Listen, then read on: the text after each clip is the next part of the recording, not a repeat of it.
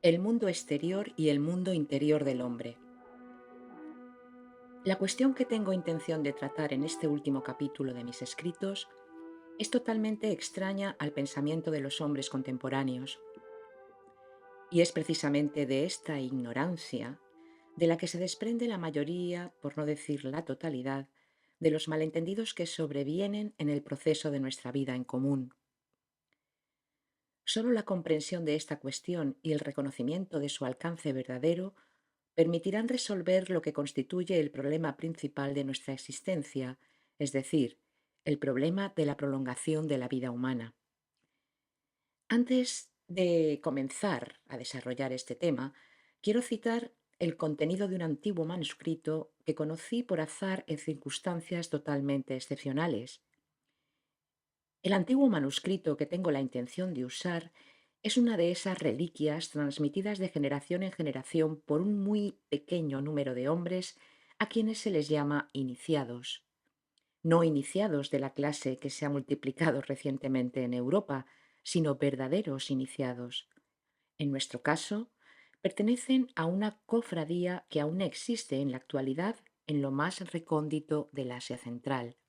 El contenido de este manuscrito está expuesto, como era costumbre en los tiempos antiguos, podomnolizobani, o como dice la ciencia esotérica, analógicamente, es decir, simbólicamente, bajo una forma por completo diferente a la ya establecida en el pensamiento de nuestros contemporáneos.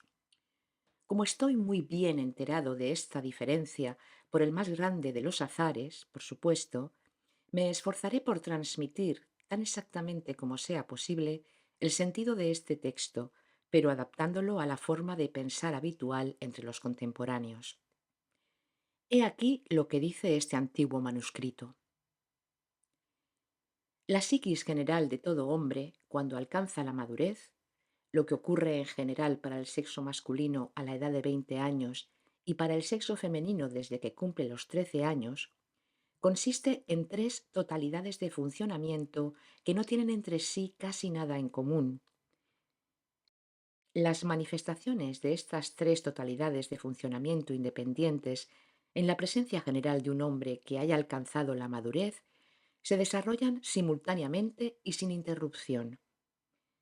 La formación en el hombre de diferentes factores a partir de los cuales se elaboran estas tres totalidades de funcionamiento comienza y concluye en diferentes periodos de su vida. Tal como ya se ha establecido desde hace mucho tiempo, los factores que determinan en el hombre la primera totalidad de funcionamiento se constituyen, a menos que se tomen ciertas medidas especiales, exclusivamente durante la infancia, en los muchachos hasta la edad promedio de 11 años y en las niñas hasta los 7 años solamente. Los factores que determinan la segunda totalidad comienzan a formarse en muchachos a partir de los 9 años y en las niñas desde la edad de 4 años, durante un tiempo variable según los casos y que dura aproximadamente hasta la mayoría de edad. En cuanto a los factores de la tercera totalidad, comienzan a constituirse a partir del momento en que el hombre alcanza la mayoría de edad y en nuestros días no continúan formándose en los hombres ordinarios, sino hasta la edad de 60 años y en las mujeres hasta la edad de 45 años. Pero para todos aquellos que se perfeccionan conscientemente hasta el estado de todos los centros despiertos, es decir, hasta llegar a ser capaces de pensar y de sentir por propia iniciativa, la formación de estos factores puede proseguir en los hombres hasta la edad de 300 años y en las mujeres hasta la edad de 200 años. La formación de los diferentes factores de manifestación de estas tres totalidades de funcionamiento enteramente distintas se efectúa en el hombre conforme a la ley universal llamada ley de Trinidad. A la formación de los factores de la primera totalidad contribuyen, por una parte, como principio ánodo, las impresiones exteriormente accidentales recibidas, así como las impresiones resultantes de lo que se llama los sueños de todos los centros. Y por otra parte, como principio cátodo, los resultados de los reflejos del organismo, especialmente de aquellos órganos que presentan una peculiaridad hereditaria. En la formación de los factores de la segunda totalidad concurren, como principio ánodo, las impresiones exteriores recibidas bajo cierta presión, teniendo como característica el haber sido implantadas intencionalmente desde afuera, y como principio cátodo, los resultados de la acción de factores constituidos a partir de impresiones similares anteriormente percibidas. Los factores de la tercera totalidad de funcionamiento se forman a partir de los resultados de la contemplación, es decir, resultados obtenidos a partir del contacto voluntario entre los factores de las dos primeras totalidades, contacto al cual los resultados de la segunda totalidad sirven de principio ánodo, y aquellos de la primera totalidad de principio cátodo.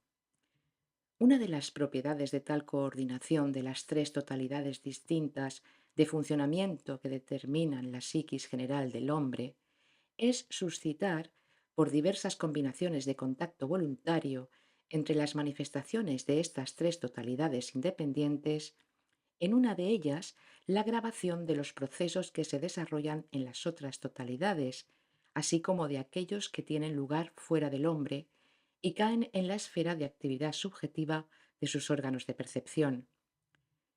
Lo que los hombres perciben ordinariamente de esta propiedad inherente a su presencia general es lo que ellos llaman atención. El grado de sensibilidad de esta atención, o según la definición que de ella daba la ciencia antigua, su fuerza abarcante, depende enteramente del nivel del estado global del hombre dado. Para definir la esencia de esta propiedad llamada atención en el hombre, la ciencia antigua utilizaba la siguiente fórmula: grado de fusión entre lo que es semejante en los impulsos de observación y de comprobación dentro de los procesos de una de las totalidades y lo que se desarrolla dentro de las otras totalidades. Este nivel del estado global del hombre va, como tal lo define la ciencia, de la más fuerte intensidad subjetiva de sensación de sí a la más grande pérdida de sí mensurable.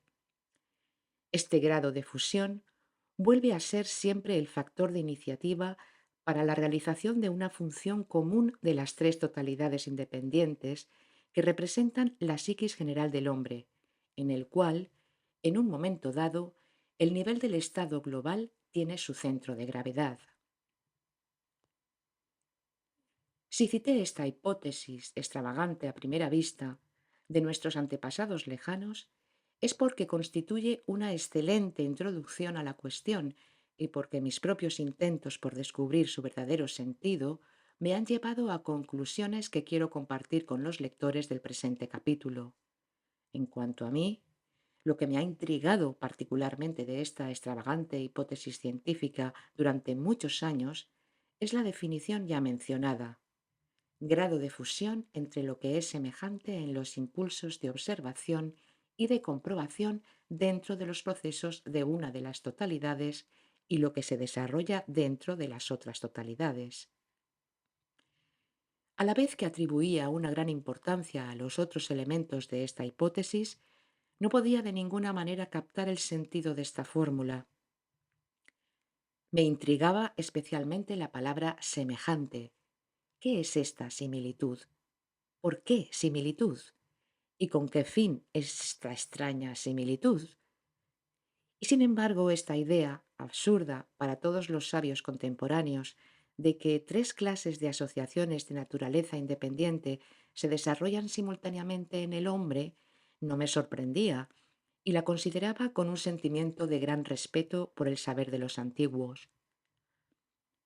Y esto no me sorprendía, porque desde la época en que efectuaba verificaciones especiales sobre la psiquis del hombre, sirviéndome de todos los medios experimentales puestos a mi alcance por la civilización contemporánea, y especialmente con la ayuda de la ciencia del hipnotismo, había comprobado y establecido claramente que en el hombre tienen lugar simultáneamente tres clases de asociaciones: de pensamiento, de sentimiento y de instinto mecánico. Estas tres clases de asociaciones independientes no solo tienen lugar simultáneamente en él, sino que en cada una de ellas participan los resultados de tres fuentes que existen en el hombre para la transformación de las tres naturalezas de vivificación cósmica. Estas fuentes están localizadas en el hombre, la primera en una parte de la cabeza, la segunda en una parte del plexo solar y la tercera en una parte de la columna vertebral. De esta manera, estas tres clases de asociaciones en un solo hombre explican la singular impresión que cada uno experimenta en ciertos momentos de sentir que viven en él varios seres diferentes. A quienes quisieran conocer más sobre estas cuestiones, les aconsejaría aprender no por medio de una simple lectura, sino zambulléndose profundamente en el capítulo de la primera serie de mis obras titulado El Santo Planeta del Purgatorio. Ahora, al releer lo escrito, surgió en mí la curiosidad de saber qué es lo que le parecerá más extravagante al lector, la proposición que acabo de formular o la hipótesis de nuestros antepasados lejanos. Me imagino que al compararlas, el lector encontrará primero que no vale más una que otra, pero al reflexionar me culpará solo a mí por haber osado percibir tales pamplinas, y más en una época civilizada como la nuestra. En cuanto a nuestros antepasados, los perdonará, porque tratará de ponerse en su lugar y no dejará de tener un razonamiento de este género. No se puede tener nada en contra de ellos si en su tiempo aún no existía nuestra civilización. Con la instrucción que ellos tenían, era necesario que se ocuparan de algo, y más considerando que en aquella época no disponían de ninguna de nuestras innumerables máquinas, ni siquiera de las más elementales. Ahora, después de haber dado libre curso a una de mis debilidades, que consiste en soltar un chiste justamente en el medio de los pasajes más serios de mis obras, quiero aprovechar esta tendencia insólita para salirme del tema central y contar una curiosa coincidencia que se produjo hace poco a propósito de la redacción de este libro. Por otra parte, esta redacción dio lugar a numerosas coincidencias muy extrañas a primera vista, pero al mirarlas más de cerca enteramente conforme con las leyes. Por supuesto, no voy a describirlas todas, ya que esto sería imposible. Serían necesarios por lo menos otros 10 volúmenes. No obstante, para caracterizar mejor estas extrañas coincidencias, cuyas consecuencias vinieron a interferir en la marcha de mis trabajos, contaré seguidamente la primerísima, que tuvo lugar el 6 de noviembre de 1934, y luego la última de todas, que ocurrió anteayer mismo. Como ya he dicho en el prólogo, tras una pausa de un año, decidí ponerme a escribir de nuevo el 6 de noviembre de 1934, es decir, 7 años puntualmente después de haber resuelto realizar, cueste lo que cueste, todas las tareas requeridas por mi ser. Encontrándome ese día en Nueva York, me fui temprano al Café Childs de Columbus Circle, donde acostumbraba a pasar mis mañanas escribiendo. Dicho sea de paso, mis amigos norteamericanos apodaban a este Childs el café de la P, porque para mí, durante la época en que escribía, desempeñaba en Nueva York el mismo papel que el café de la P en París. Esta mañana me sentía como un caballo fogoso al que hubiesen dejado al aire libre después de estar meses en su cuadra. Mis pensamientos literalmente bullían, sobre todo aquellos que se referían a mi trabajo. El trabajo avanzaba tan rápido que a eso de las 9 había llenado casi 15 páginas de mi cuadernillo sin una sola corrección. Si esto fue así, se debía evidentemente a que durante el mes precedente, a pesar de mi decisión de no permitir que ningún pensamiento activo se desarrollase en mí, yo había aflojado un poco mis esfuerzos, lo confieso, y me dejé llevar a representarme más o menos automáticamente lo que resultaría el principio de este libro, que debería ser no solo el último, sino el acorde final de todos mis escritos. A eso de las 10:30, algunos viejos amigos vinieron a verme. 3 de ellos eran considerados escritores. Se sentaron a mi mesa y se pusieron a beber su café matinal. Entre ellos se encontraba alguien que había trabajado muchos años en la traducción inglesa de mis obras. Decidí aprovechar su presencia para ver cómo sonaría en inglés el comienzo de este último libro. Le entregué para su traducción lo que acababa de redactar y seguí escribiendo. Continuamos nuestro trabajo mientras los otros charlaban tomando café. A las 11, dándome un pequeño respiro, le pedí al traductor que leyera en voz alta lo que ya había traducido. Cuando llegó a leer la expresión sufrimiento intencional, lo detuve, porque había usado intencional para traducir la palabra voluntario. Me propuse explicarle la diferencia enorme entre el sufrimiento intencional y el sufrimiento voluntario, y de inmediato surgió entre nosotros, como siempre en casos parecidos, una querella filológica general. En el momento en que la disputa alcanzaba su punto culminante, uno de nosotros fue llamado al teléfono. Volvió de inmediato, muy emocionado, para anunciarme que alguien quería hablarme personalmente. Cuando llegué al teléfono, me enteré de que en ese instante acababa de llegar un telegrama de Londres informándome de que el señor Orach había muerto esa misma mañana. La noticia fue tan inesperada que no la comprendí en el momento. Cuando me di cuenta de lo que se trataba, me quedé literalmente fulminado. Y esto porque en el mismo momento me acordé de ciertos acontecimientos asociados a este día y a este hombre.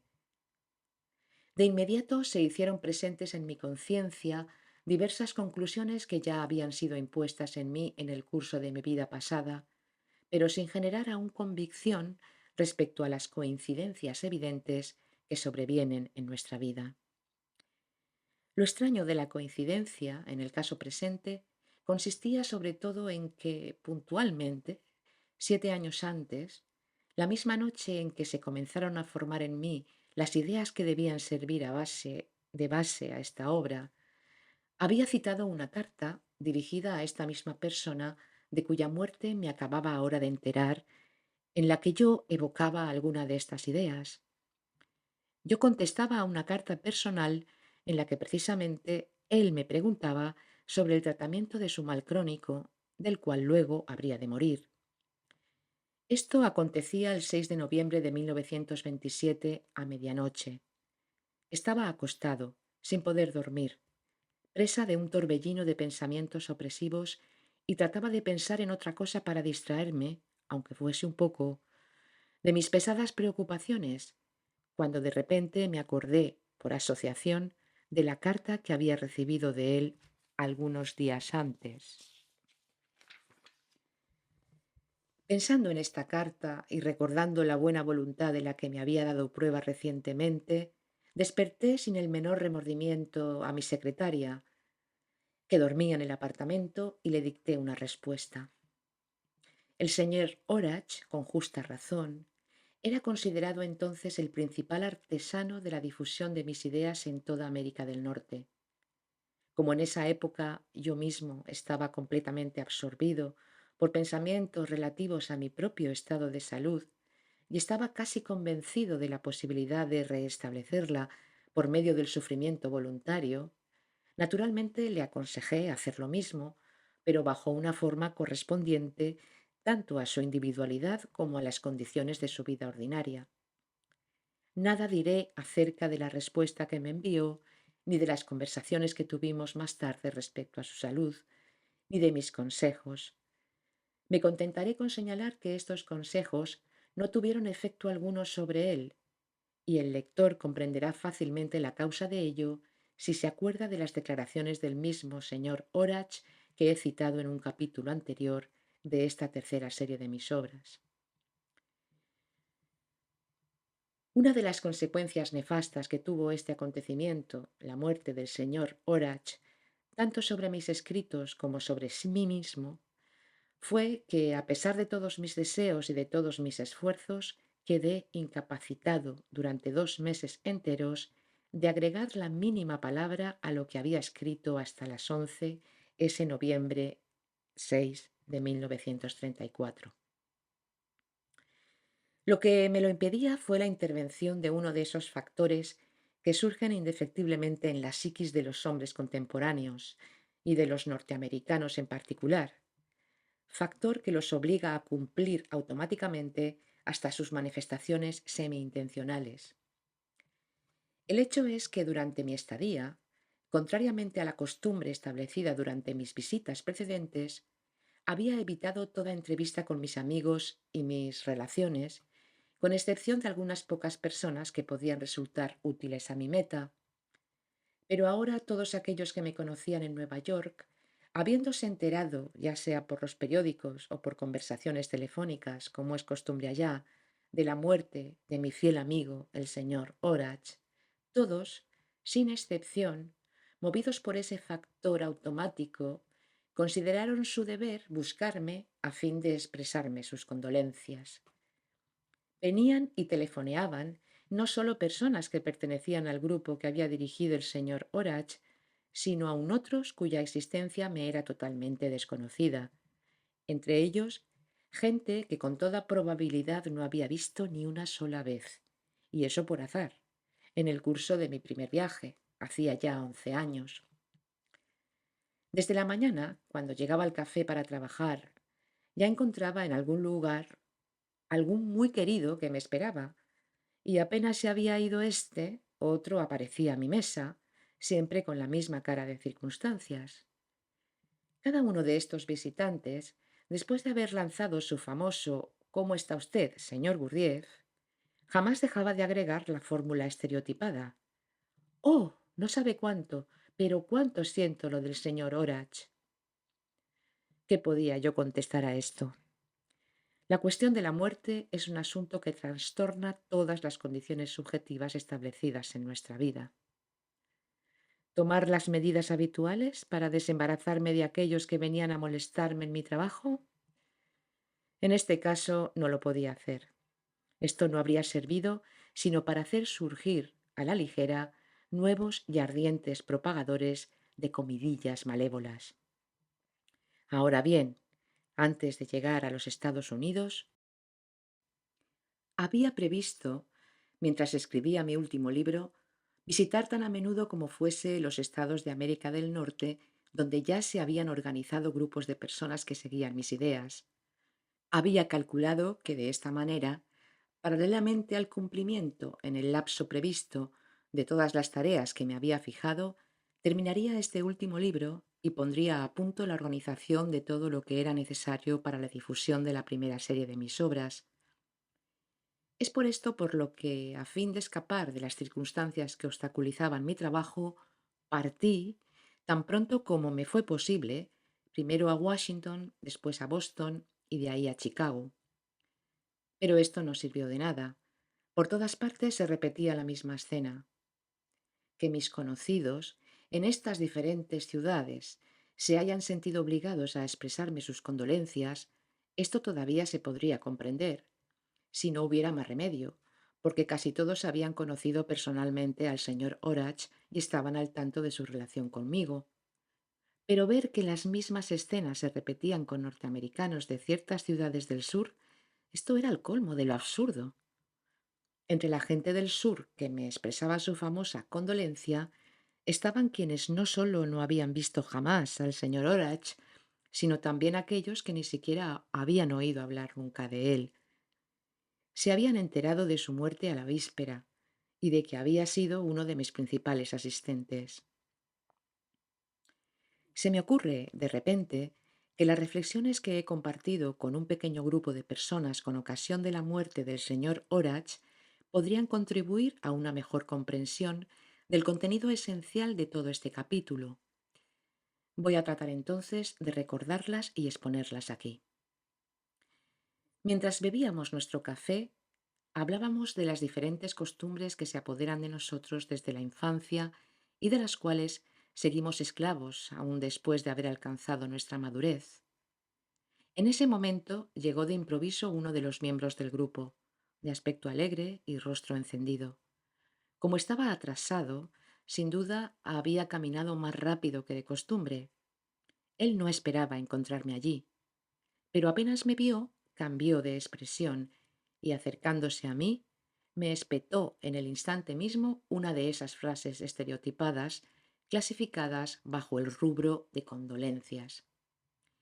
Esta vez no me pude contener más, y tomando a todos como testigos, dije: ¿Han oído ustedes en qué tono singular, que no parece propio de él, su compañero nos ha lanzado su perorata?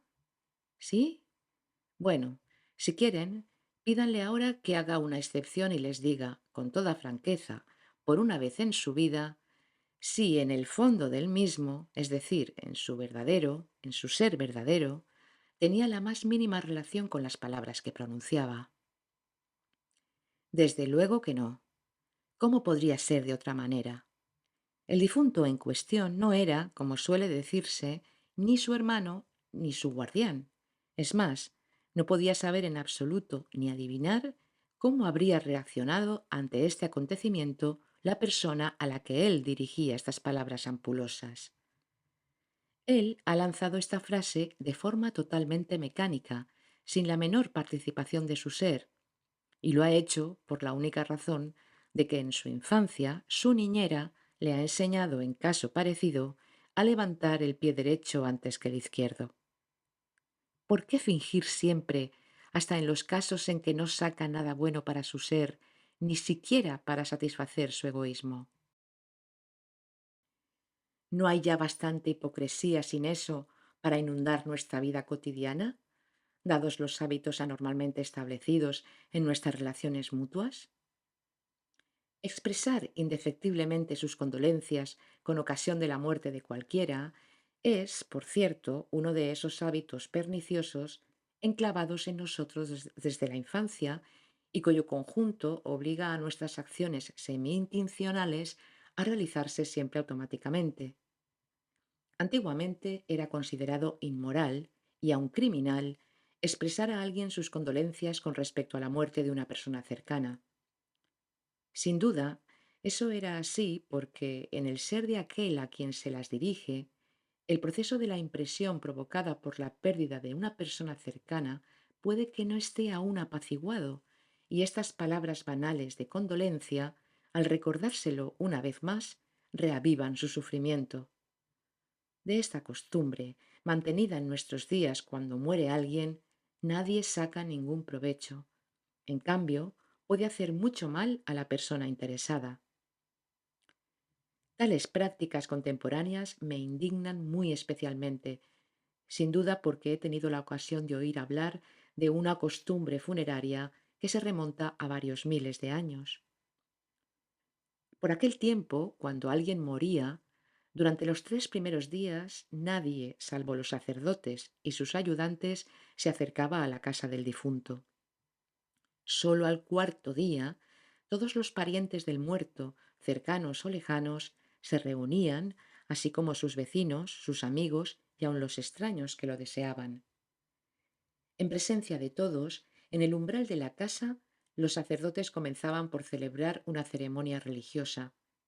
Luego se formaba el cortejo detrás del cadáver para dirigirse al cementerio, donde después de un rito especial se realizaba la inhumación.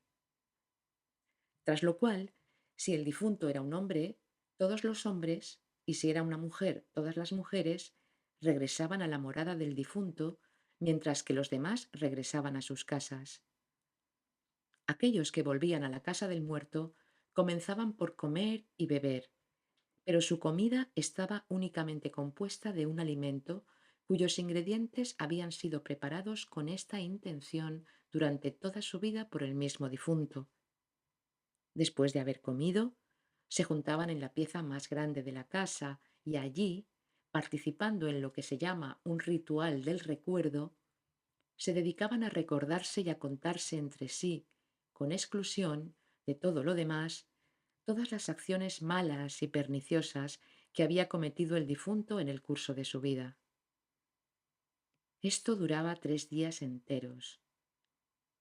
Después de este original procedimiento de 3 días, que consistía en no dejarle un solo cabello en la cabeza, o como decían ellos mismos, en lavar los huesos del muerto hasta lograr una blancura de marfil, Todos los participantes se reunían de nuevo los 7 días siguientes en la casa del muerto, pero esta vez solo por la noche, después de haber cumplido sus obligaciones cotidianas.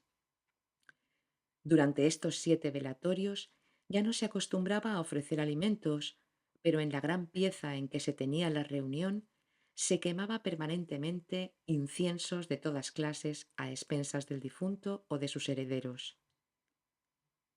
Sentados calmadamente o arrodillados, en la atmósfera particular creada por los inciensos, los asistentes comenzaban por elegir entre ellos al que, por su edad y su reputación, consideraban el más digno de ser el decano, después de lo cual se dedicaban a la contemplación de la inevitabilidad de la muerte de cada uno.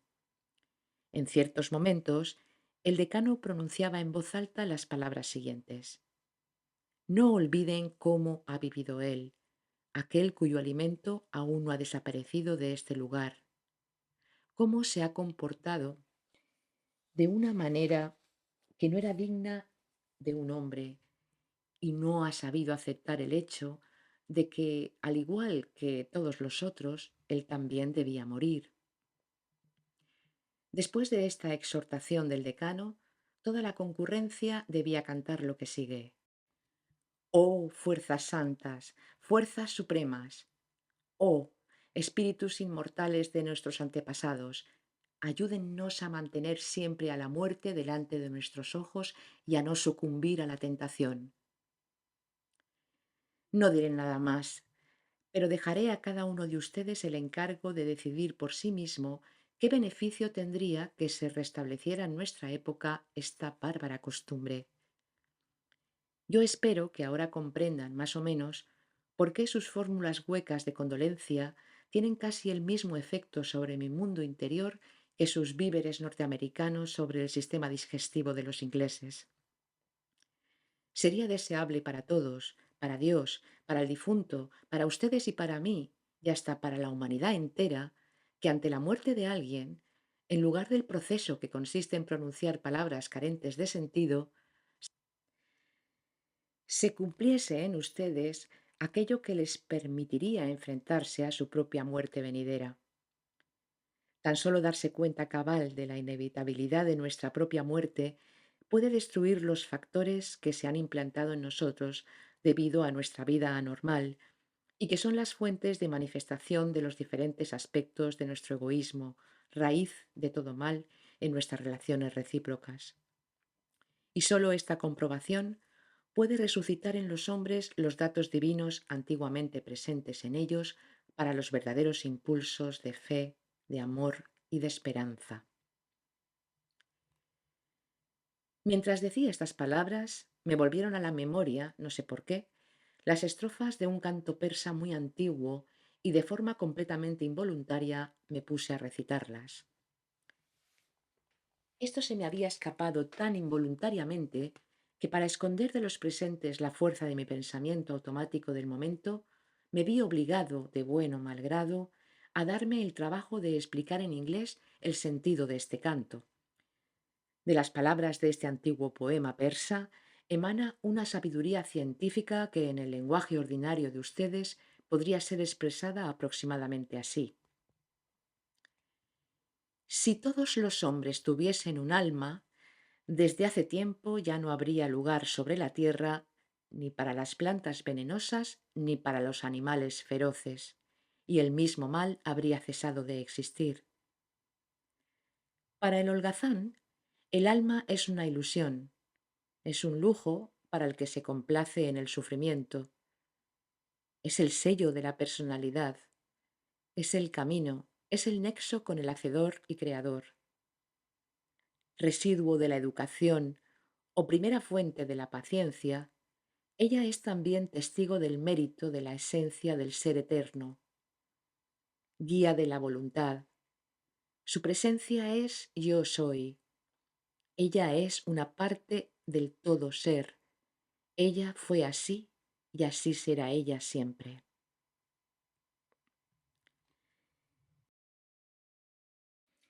Así que, brevemente, a pesar de mi inextinguible deseo de trabajar Y a pesar de que en todas las circunstancias, favorables o desfavorables, escribía sin cesar, con el fin de terminar este libro y de llevar a cabo todas las tareas que me había fijado. Me veía en la incapacidad de hacerlo.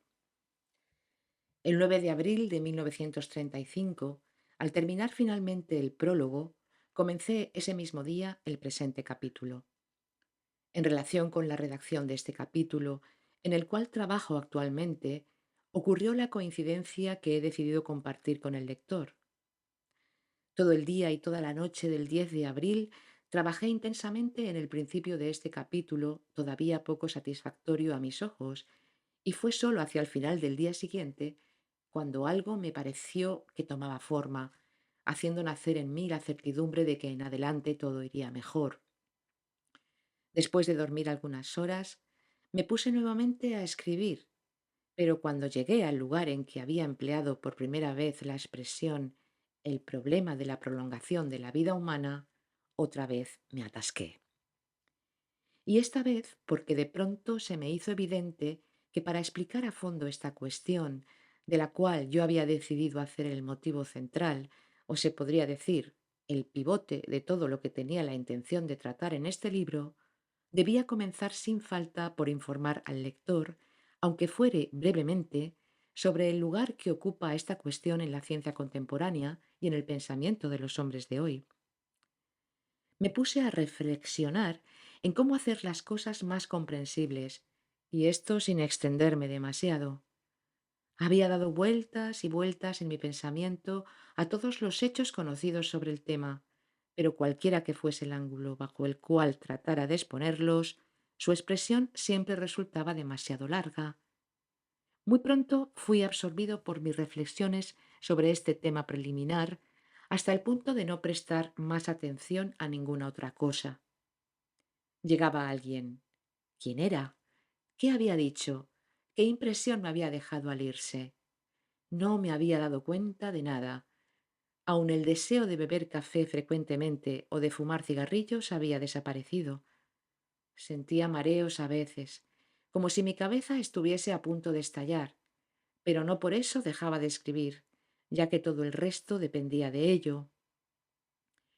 En la noche del sábado al domingo, el 14 de abril, cuando el reloj daba medianoche, decidí acostarme con la esperanza de conciliar el sueño, pero fue en vano. Sucedió todo lo contrario. Mis pensamientos, siempre girando, alcanzaron tales proporciones que ahuyentaron completamente el sueño. Se me hizo absolutamente evidente que sin el tema preliminar el resto no tendría ningún valor. La aurora comenzó a despuntar y, convencido finalmente de que aquel día no se me concedería el sueño, decidí levantarme e ir a caminar sin rumbo fijo por las calles. Como era domingo y muy temprano, casi no había nadie afuera. Iba al azar, con la idea de encontrar algún bar nocturno donde tomar una taza de café. Desde lejos divisé, en la esquina de una calle, que algo se movía. Me acerqué y vi que era un vendedor de periódicos que instalaba su kiosco. Decidí comprar cualquier periódico y regresar a mi casa para volver a acostarme. Quizá la lectura de este diario me distraería de mis pensamientos y llegaría así a dormir un poco. Compré entonces el New York Times, cuyo número dominical es particularmente grueso.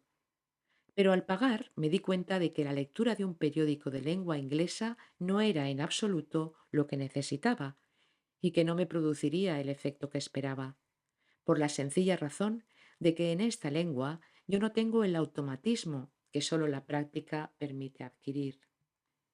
Le pregunté al vendedor si por casualidad él mismo o algún otro en el barrio tenía periódicos europeos, griegos, por ejemplo, o armenios, o rusos. Me respondió que no los tenía, pero que en 3 calles más adelante vivía toda una colonia de judíos rusos y que encontraría periódicos rusos en todos los kioscos. Me fui en la dirección indicada. Entretanto, las calles habían comenzado a animarse. En la primera esquina vi un kiosco y solicité un periódico ruso. El vendedor me contestó en ruso. «¿Cuál, querido paisano? ¿Ruskoy es lobo o Ruskoy golos? Me enteré así, por primera vez, de que en Nueva York se publicaban dos periódicos rusos bajo esos títulos. A fin de que el lector se haga una idea justa de la coincidencia que me dispongo a contar, debo decir que durante estos 10 últimos años, es decir, desde que me había puesto a escribir, ya no leía prácticamente nada, ni periódicos ni libros, ni aun las cartas o telegramas. Tomé los dos periódicos, regresé a casa y volví a acostarme. Uno de ellos era particularmente voluminoso para tratarse de un periódico ruso. Empecé a leerlo. Al hojearlo, pronto comprendí que ese día celebraba su 25º aniversario y de ahí su grosor. Todos sus artículos eran tan almibarados para mi gusto que lo dejé y tomé el otro. Al desplegarlo, lo primero que cayó bajo mis ojos fue este título: El problema de la vejez. Era precisamente el tema que durante 3 días y 3 noches no me había dejado descansar. Al leer este corto artículo, quedé entusiasmado y estupefacto de encontrar en él todo aquello sobre lo que había reflexionado y que había considerado necesario como material de introducción. Al mismo tiempo, todo en él estaba bien formulado, expuesto de manera muy condensada y, lo que era esencial, con una rara objetividad. Maquinalmente me pregunté cómo podría sacar partido de esta feliz coincidencia y, tras un momento de reflexión, decidí nada menos que incluir todo el artículo en este capítulo en un lugar apropiado. Al no estar presentado por mí, los lectores aceptarán, por lo demás, el material de este artículo mucho más objetivamente y, por consiguiente, obtendrán de él el mayor provecho.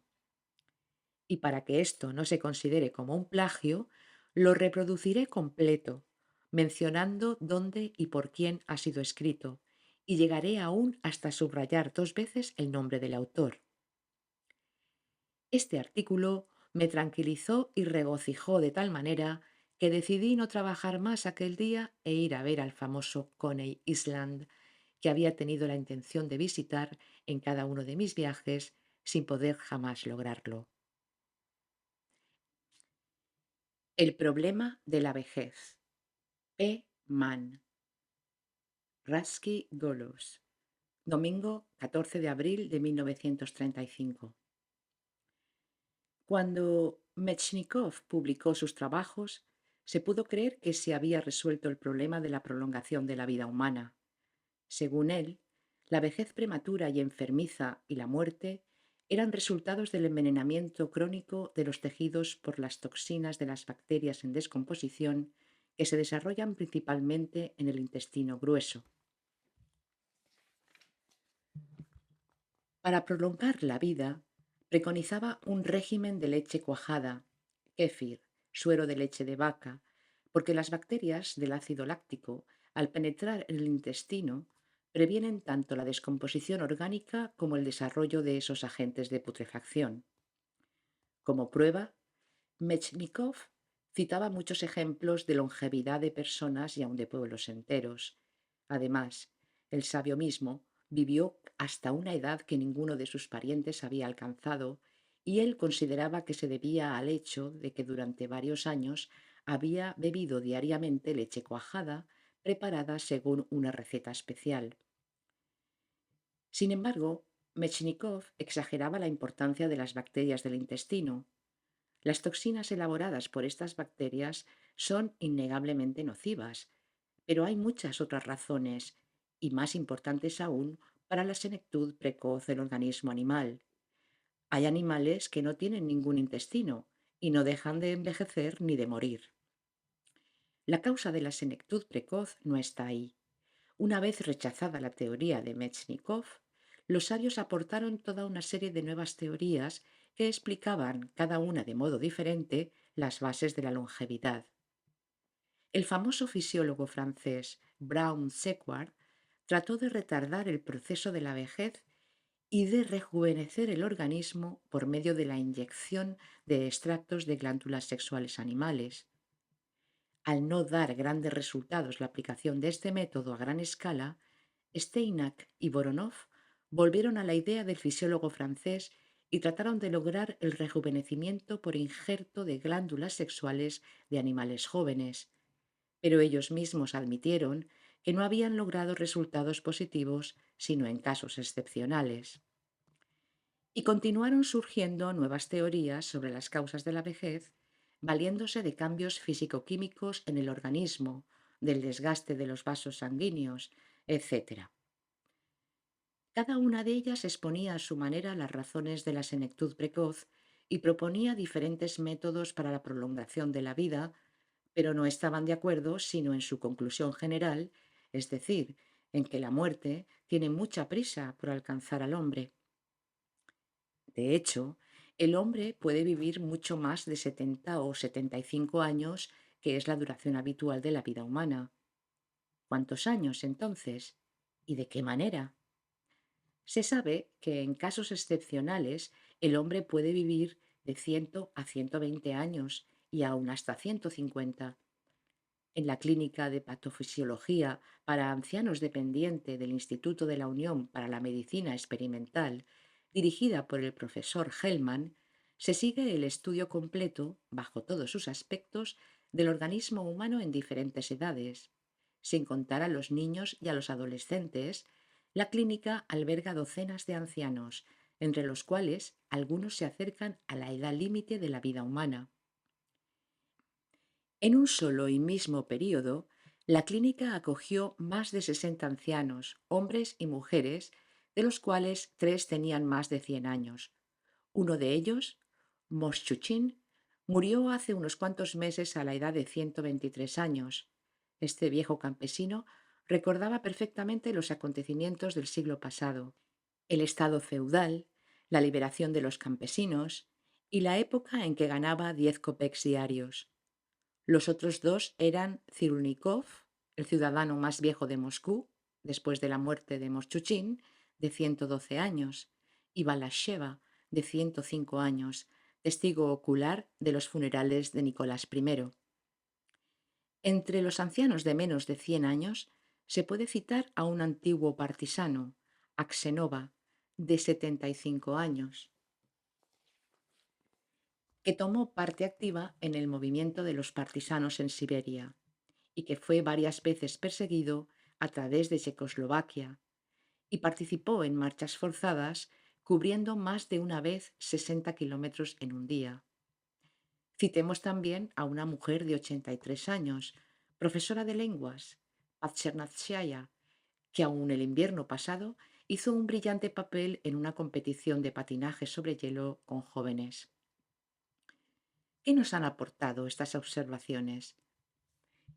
El estudio de los hombres de mucha edad permite concluir que fuera de los factores sociales, que desempeñan un papel muy importante en la longevidad, una gran parte tiene que ver con los factores hereditarios. Además, casi todos los ancianos examinados habían gozado de una salud excepcional durante su vida entera. Muchos de ellos conservaban intacta su memoria y sus facultades mentales. La mayoría no representaba su edad. Nunca estaban enfermos. Esta característica condujo a los sabios a la muy importante idea de la posible presencia en muchos de ellos de una inmunidad congénita respecto a las infecciones. Parece que esta propiedad biológica es uno de los factores hereditarios que determinan las condiciones internas gracias a las cuales un hombre puede alcanzar una edad muy avanzada. Otros resultados de estas observaciones son también de suma importancia. Entre otras cosas, los sabios les dieron gran importancia al estudio de las diferencias entre los individuos según su edad. ¿Es normal la sangre de los ancianos? Esta cuestión ha sido ya solucionada definitivamente. Se descubrió que la sangre de los ancianos era normal y casi no difería de la de los jóvenes. Investigaciones paralelas han permitido concluir que los muy ancianos conservan durante mucho tiempo sus aptitudes físicas, especialmente en el plano sexual.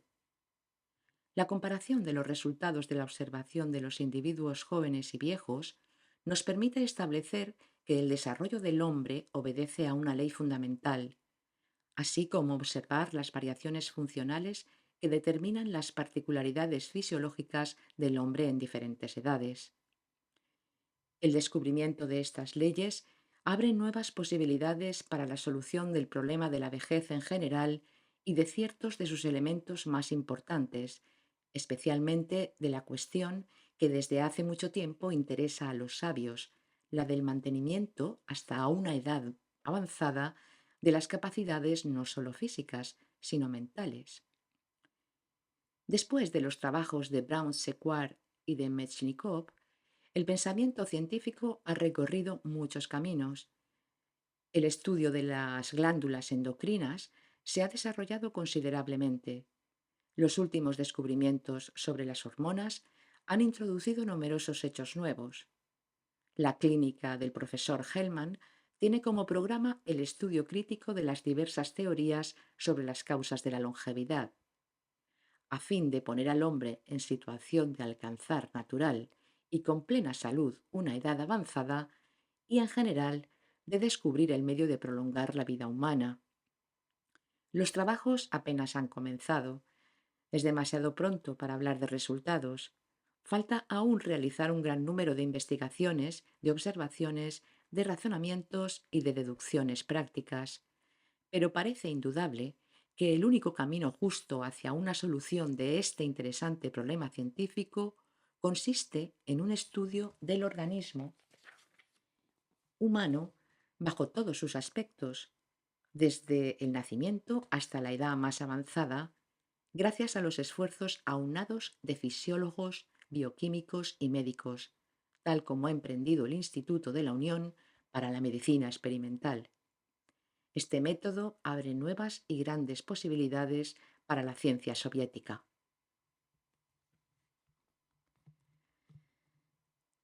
Ahora basta de aprovechar la materia gris de los demás.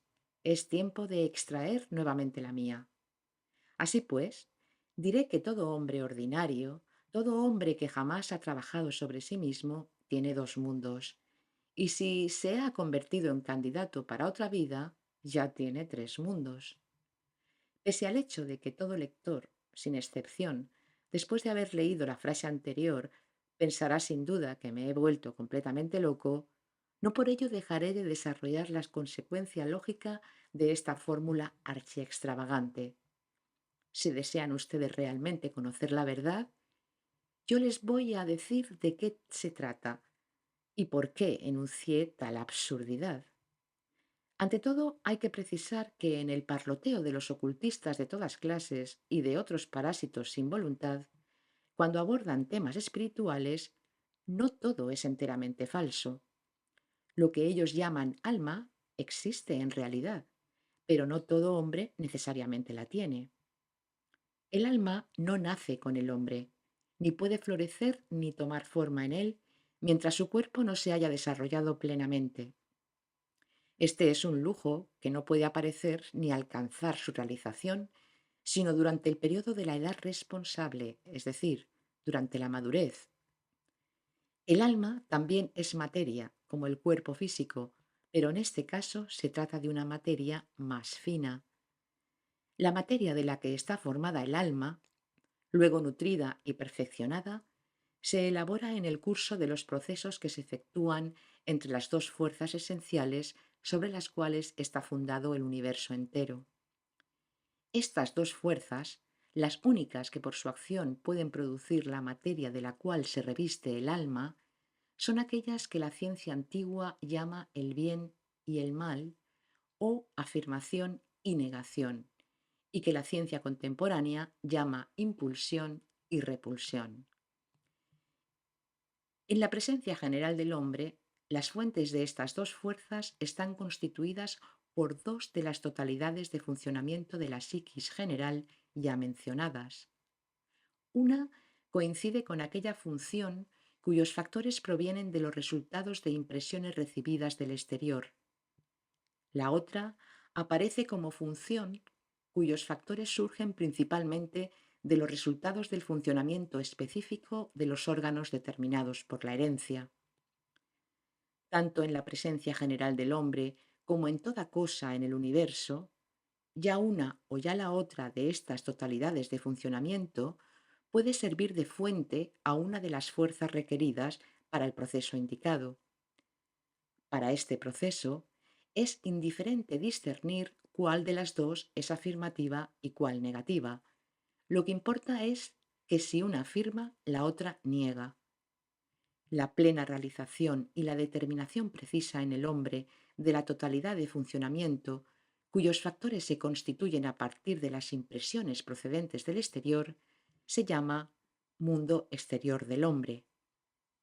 Y la plena realización de la otra totalidad, aquella cuyos factores surgen de las experiencias que tienen lugar automáticamente y de los reflejos del organismo, sobre todo de aquellos órganos cuya especificidad se transmite por herencia, se llama mundo interior del hombre.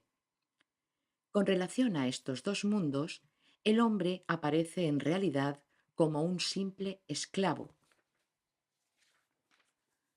porque sus diversas percepciones y manifestaciones no pueden ser sino conformes a la calidad y a la naturaleza de los factores de estas totalidades. Está forzado, en relación tanto con su mundo exterior como con su mundo interior, a manifestarse obediente a las órdenes de cualquiera de los factores de una u otra totalidad. No puede tener ninguna iniciativa propia, no es libre de querer o de no querer, sino que está obligado a ejecutar pasivamente tal o cual resultado proveniente de otros resultados exteriores o interiores. Tal hombre, es decir, un hombre que no tiene relaciones sino con dos mundos, no puede hacer nunca nada. Por el contrario, todo se hace a través de él. En todo, no es más que el instrumento ciego de los caprichos de sus mundos exterior e interior. La ciencia esotérica más elevada llama a este hombre el hombre entre comillas. Dicho de otra manera, se le llama hombre y al mismo tiempo no es hombre. No es un hombre como debiera serlo, debido a que sus percepciones y sus manifestaciones no se desenvuelven según su propia iniciativa, sino que se efectúan ya sea bajo la influencia de causas accidentales o de acuerdo con los funcionamientos conforme a las leyes de los dos mundos mencionados. En el hombre, entre comillas, el yo está ausente, y lo que está en su lugar y desempeña su papel es el factor de iniciativa proveniente de aquella de las dos totalidades descritas arriba, en la cual reside el centro de gravedad de su estado general. El yo, en el hombre verdadero, representa aquella totalidad de funcionamiento de su psiquis general cuyos factores se originan de los resultados de la contemplación o simplemente del contacto entre las dos primeras totalidades, es decir, entre los factores de su mundo interior y de su mundo exterior. La totalidad de manifestación de esta tercera función de la psiquis general del hombre representa también un mundo por sí misma, pero se trata entonces del tercer mundo del hombre. Así, este tercer mundo del hombre es, estrictamente hablando, como lo entendían las ciencias antiguas, el verdadero mundo interior del hombre por oposición al verdadero mundo exterior. A esta tercera totalidad de funcionamiento, distinto de la psiquis general del hombre, la llamaré con el mismo nombre con que se la designaba en la antigüedad, a saber, el mundo del hombre. Según esta terminología, la psiquis general del hombre en su forma definitiva es considerada como el resultado de la conformidad a tres mundos independientes.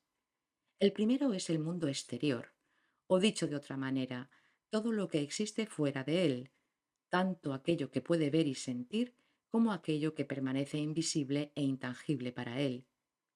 El segundo es el mundo interior, o dicho de otra manera, todos los procesos automáticos de su naturaleza y las repercusiones mecánicas de estos procesos.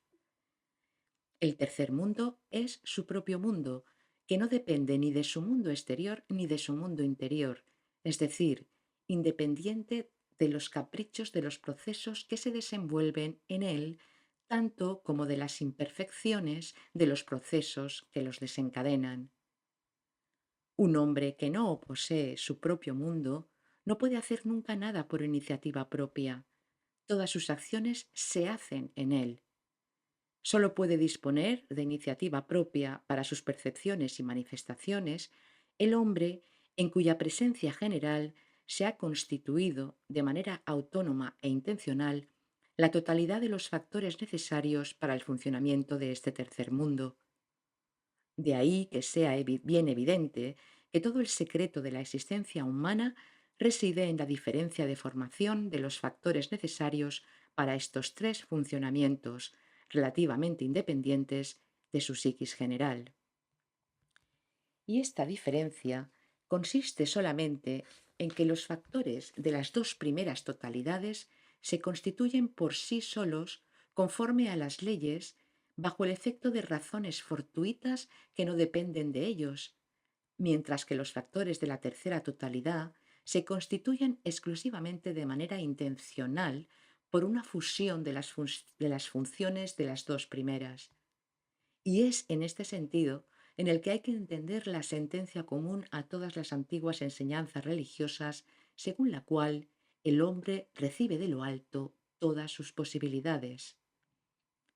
Los factores necesarios a las tres totalidades se constituyen en el hombre como toda cosa en el universo entero, a partir de vibraciones correspondientes, ya sea que emanen directamente de su propia fuente o que se hayan cristalizado de antemano con miras a nuevos surgimientos sobre la base de la segunda ley cósmica fundamental, llamada Ley de Siete.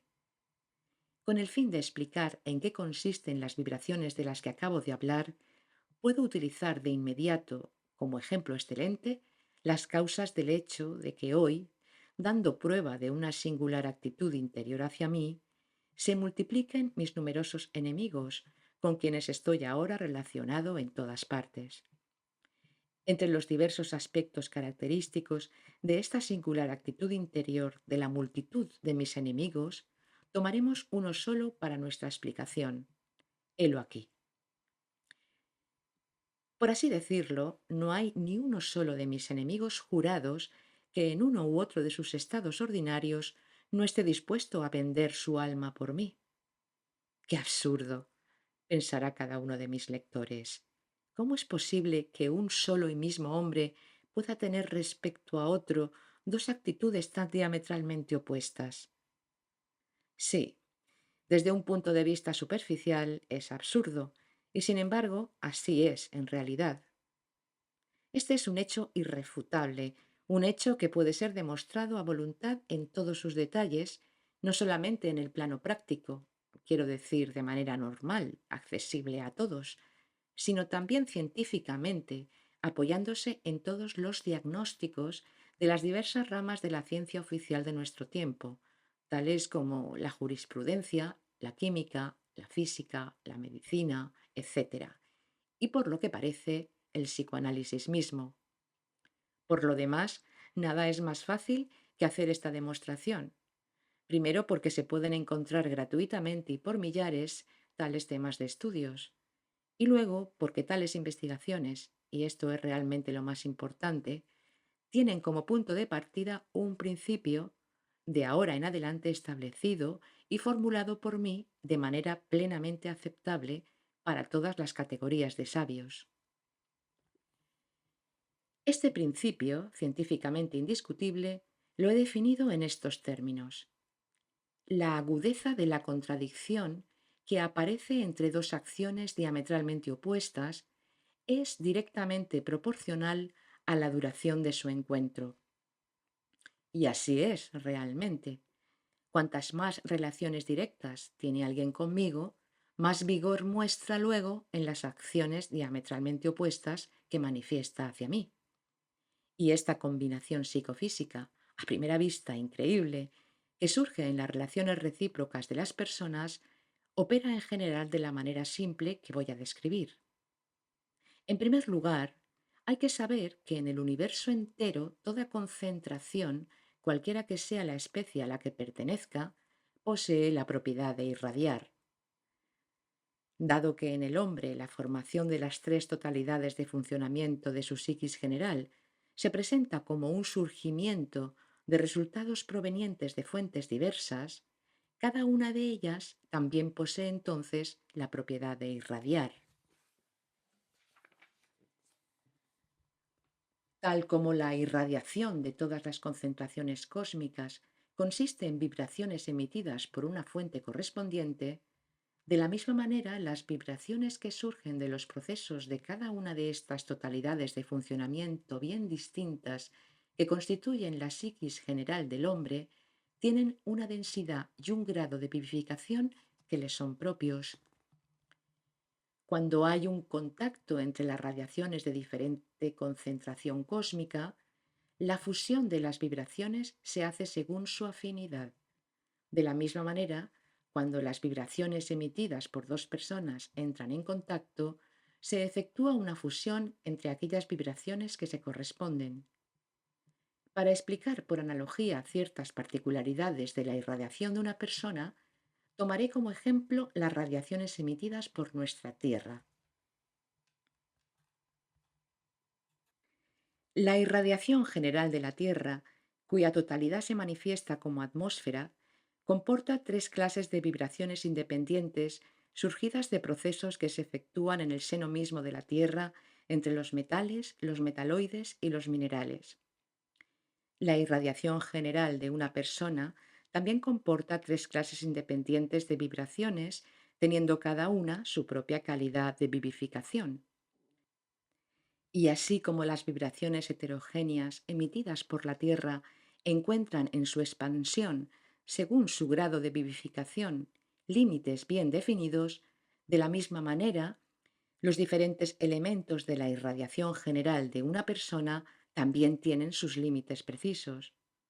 Por ejemplo, mientras las vibraciones que surgen de un proceso de pensamiento activo pueden, según ciertas combinaciones conocidas, adquirir una fuerza de expansión que puede cubrir centenas o millares de kilómetros, las vibraciones emitidas por el proceso de sensación, por activa que sea, no podrían extenderse más allá de unos 200 metros. En el hombre, las tres clases de vibraciones encuentran sus fuentes en los tres procesos siguientes. La primera clase de vibraciones nace en el proceso llamado pensamiento activo, e incluso algunas veces gracias a ciertas combinaciones conocidas en el proceso de pensamiento pasivo. La segunda clase de vibraciones nace en el proceso llamado sentimiento. La tercera clase de vibraciones corresponde a la totalidad de los resultados procedentes del funcionamiento de todos los órganos del cuerpo físico. Se las designa igualmente como vibraciones de las funciones instintivas.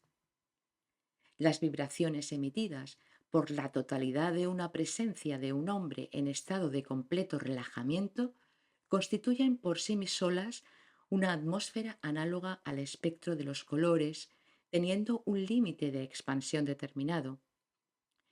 Y desde que un hombre se pone a pensar, a sentir o a moverse, esta atmósfera espectral se modifica tanto en lo referente a su volumen de expansión como a la calidad de su presencia.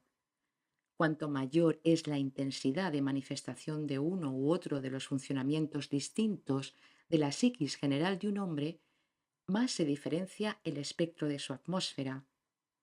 Podríamos muy bien representarnos la combinación de las vibraciones heterogéneas surgidas de la irradiación general de diferentes personas en el curso de su existencia común si las comparáramos con el cuadro siguiente. En una noche oscura, durante una violenta tempestad en el océano, la gente observa desde la orilla las oscilaciones de un grupo flotante de múltiples lámparas eléctricas de distintos colores, separadas por largos intervalos, pero ligadas entre sí y en comunicación con los extremos de los dos cables. A pesar de que estas lámparas de distintos colores reciben su corriente de una sola y misma fuente, como sus rayos atraviesan lugares en movimiento de naturaleza diversa, algunos de ellos se propagan a lo lejos, otros se modifican mutuamente al interpenetrarse y a otros más son engullidos completamente, ya sea a mitad del camino o en el lugar mismo donde surgen. Si dos personas se encuentran juntas, Cuanto más próximas estén una de otras, más íntima es la mezcla de sus atmósferas y mejor se efectúa el contacto entre sus vibraciones específicas. El contacto y la fusión de las vibraciones específicas surgidas de diferentes personas se producen mecánicamente, según su situación recíproca y las condiciones en que se encuentren. Así, en las personas con las que entro en contacto, la formación de los factores psíquicos requeridos para la manifestación de actitudes hacia mí diametralmente opuestas debe, inevitablemente, efectuarse de la manera siguiente.